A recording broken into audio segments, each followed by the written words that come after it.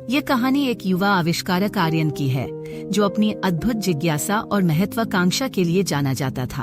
एक दिन अपनी पुरानी कार्यशाला में काम करते हुए उसकी नजर एक पुराने धूल भरे बक्से पर पड़ी। आर्यन का दिल तेजी से धड़कने लगा। उसने धीरे धीरे बक्से का ढक्कन खोला और उसमें से एक प्राचीन रेत घड़ी निकली। रेत घड़ी की चमकती हुई सतह पर एक शिलालेख था, घुमाओ और 1 घंटा अतीत लौट आएगा। सावधान, ज्ञान पुनरावृत्ति में नहीं बल्कि आत्मचिंतन में है। आर्यन की आंखों में एक नई चमक आ गई।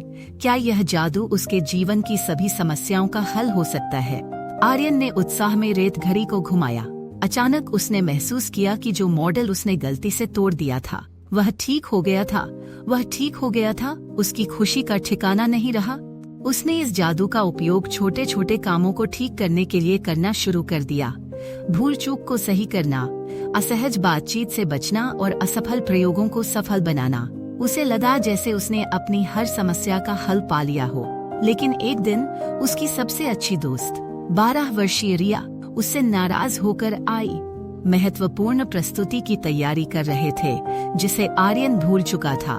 आर्यन ने फिर से रेत घड़ी घुमाई ताकि वह बहस से बच सके। लेकिन जैसे जैसे समय बीतता गया उसने महसूस किया कि हर बार रेत घड़ी के उपयोग से रिया और भी अधिक दूर हो जाती थी।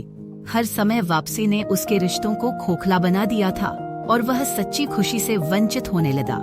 एक दिन आर्यन ने एक प्रतियोगिता में जीतने के लिए रेत घड़ी का उपयोग किया, लेकिन उस जीत में कोई उत्साह या गर्व नहीं था।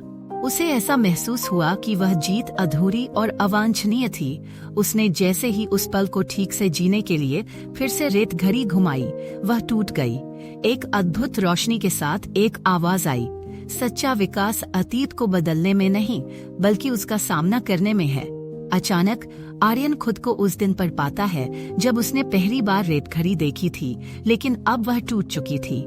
उसने अपने किए हुए हर काम को याद किया और महसूस किया कि गलतियों का सामना करने में ही असली साहस है। उसने रिया से माफी मांगी और अपनी गलतियों को स्वीकार किया। रिया ने उसकी आंखों में सच्चाई देखी और मुस्कुरा दी। आर्यन ने यह सीखा कि जीवन की सच्ची सुंदरता गलतियों को अपनाने और उनसे सीखने में है।